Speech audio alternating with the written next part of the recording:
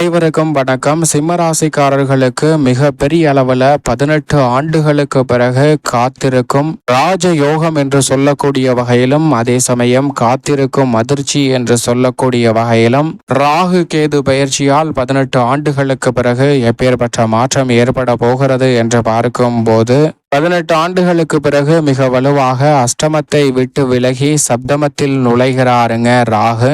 சுமார் அடுத்த 1.5 ஆண்டுகள் இந்த இடத்தில் வலம் வர போகிறார். அதே போன்று தனஸ்தானமாகிய 2ஆம் இடத்தில் இருந்து விலகி ஜென்ம ராசிக்குள் வருகிறாருங்க. மோட்சக்காரகரான கேது தற்போது வாக்கிய பஞ்சாகமத்தின்படி ஜென்ம ராசிக்குள் கேதுவும், அதே சமயம் அஷ்டமத்தில் இருந்து விலகி சப்தமத்திற்குள் ராகு நுழைவதும் மிக சிறப்பான வரவேற்கத்தக்க ஒரு அமைப்பாக பார்க்கப்படுகிறது. ஏனென்றால் வாக்கிய பஞ்சாகமத்தின்படி சனி 7ல் தான் ஆட்சி பலம் பெற்றிருக்கிறார். திருக்கணிதத்தின்படி அஷ்டமத்தில் அமர்ந்திருந்தாலும் கூட வாக்கிய பஞ்சாகமத்தின்படி சனி மற்றும் ராகுவின் இணைவு எதிர்பார்ப்புகளை பூர்த்தி செய்ய கூடிய வகையில் மிக சிறப்பான வாய்ப்பை உறுதியாகவே ஏற்படுத்தி கொடுக்க போகிறது. சப்தமஸ்தானத்திற்கு வரக்கூடிய ராகுவின் அமைப்பால் நீங்கள் எதிர்பார்க்கக்கூடிய பல காரியங்கள் சிறப்பாக கைகூடும். திருமணஸ்தானம், எதிர்பார்ப்புகளை பூர்த்தி செய்யக்கூடிய ஸ்தானம் என்று சொல்லக்கூடிய 7ஆம் இடத்திற்குள் அஷ்டமஸ்தானத்தை விட்டு நுழையக்கூடிய ராகுவின் அமைப்பால் அலைமோதி வந்த தடுமாற்றம், ஏமாற்றம், சிக்கல் என அனைத்திலும் மிக சிறப்பான மாற்றத்தையும் முன்னேற்றத்தையும் அமைதியையும் நிறைவாக சந்திப்பதற்கான முதன்மையான யோகத்தை ஆட்சி பலம் பெற்றிருக்கக்கூடிய சனியுடன் சப்தமத்தில் இணையக்கூடிய ராகு மிக சிறப்பாக ஏற்படுத்தி கொடுக்க போகிறார். ஆனால் அதே சமயம் காத்திருக்கும் அதிர்ச்சி என்று சொல்லக்கூடிய வகையில் தனஸ்தானம், குடும்பஸ்தானத்தில் இருந்த மோட்சக்காரகரான கேது ஜென்மத்திற்குள் வருகிறாருங்க.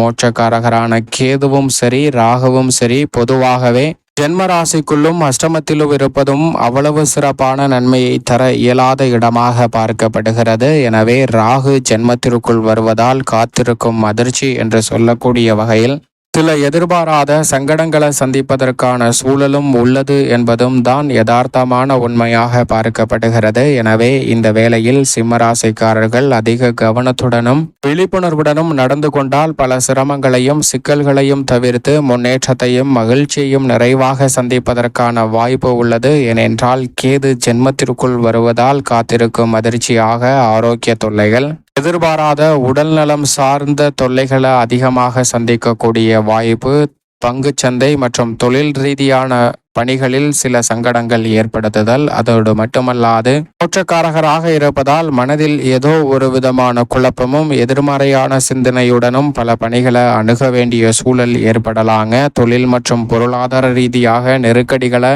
சந்திப்பதற்கான வாய்ப்பும் ஜென்மத்திற்குள் வரக்கூடிய கேதுவின் அமைப்பால் சிம்மராசிக்காரர்களுக்கு உள்ளது என்பதை திட்டவட்டமாக எடுத்து காட்டுகிறார். ராசியின் அதிபதியான சூரியனுக்கு பகை கிரகமாக ராகு கேது பார்க்கப்பட்டாலும் கோல்சார விதியின் அடிப்படையில் ஜென்மராசிக்குள் வருவது அவ்வளவு சாதகமில்லை. ஆனால் அதே வேளையில் ராஜயோகம் என்று சொல்லக்கூடிய வகையில் அஷ்டமத்தை விட்டு மிகவும் வலுவாக ராகு விலகுகிறார். ராகு அஷ்டமத்தை விட்டு விலகியிருக்கக்கூடிய இந்த தருணம் நினைப்பதை காட்டிலும் இரட்டிப்பு நன்மையை நிச்சயமாக ஏற்படுத்தி கொடுக்க போகிறது. அதோடு மட்டுமல்லாது அவர் திருக்கணிதத்தின்படி சனியுடன் இணைந்து வளப்படுத்துவதால் எதிர்கால நலனை கருத்தில் கொண்டு தற்போது நீங்கள் எடுக்கக்கூடிய முயற்சிகள் மிக பெரிய அளவில் வெற்றி கிடைக்கும்.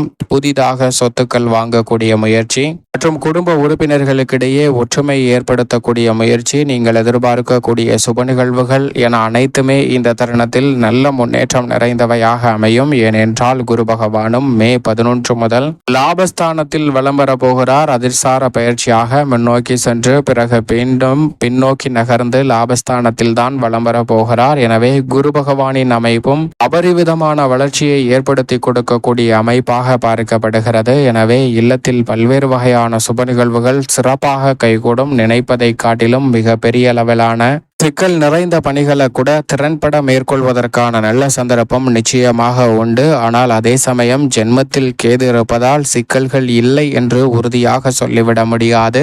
பல சிக்கல்கள் இருந்தாலும் அதை திறன்பட எதிர்கொள்வதற்கான நல்ல வாய்ப்பை சப்தமத்தில் சஞ்சரிக்கக்கூடிய ராகு மற்றும் சனியின் அமைப்பாலும் குரு லாபத்தில் சஞ்சரிப்பதாலும் கிடைக்க போகிறது. எனவே இந்த தருணத்தை தவறவிடாமல் சரியாக பயன்படுத்திக் கொள்ளுங்கள். அதோடு மட்டுமல்லாது இந்த வேளையில் நீங்கள் எதிர்பார்க்கக்கூடிய திருமணம், காதுகுத்து, வளகாப்பு, புதுமனை புகுதல் என பல நல்ல வாய்ப்புகள் நீங்கள் நினைப்பதை காட்டிலும் மிகப்பெரிய அளவில் சிறப்பாக கைகூடுவதற்கான யோகம் நிறைவாக கிடைக்கிறது. அதோடு மட்டுமல்லாது உங்களுடைய கடின உழைப்பிற்கு வியர்வை சிந்தி உழைத்த உங்களது கடின உழைப்பிற்கு மிகப்பெரிய அளவிலான வளர்ச்சி நிறைந்த வாய்ப்புகளும் சந்தர்ப்பங்களும் நிச்சயமாக பெறுவதற்கான வாய்ப்பை ஏற்படுத்தி கூட பாருங்க. ராகு அஷ்டமத்தை விட்டு விலகுவதால் கணவன் மனைவிக்கிடையே சின்ன சின்ன கருத்து மோதல்கள் ஏற்பட்டாலும் பெரிய அளவில் விரிசலையோ பிரிவையோ சந்திக்க வேண்டிய சூழல் ஏற்படாது என்பதையும் திட்டவட்டமாக எடுத்து காட்டுகிறார். இந்த தருணத்தில் வீடு மாறுதல், இடமாறுதல் போன்றவை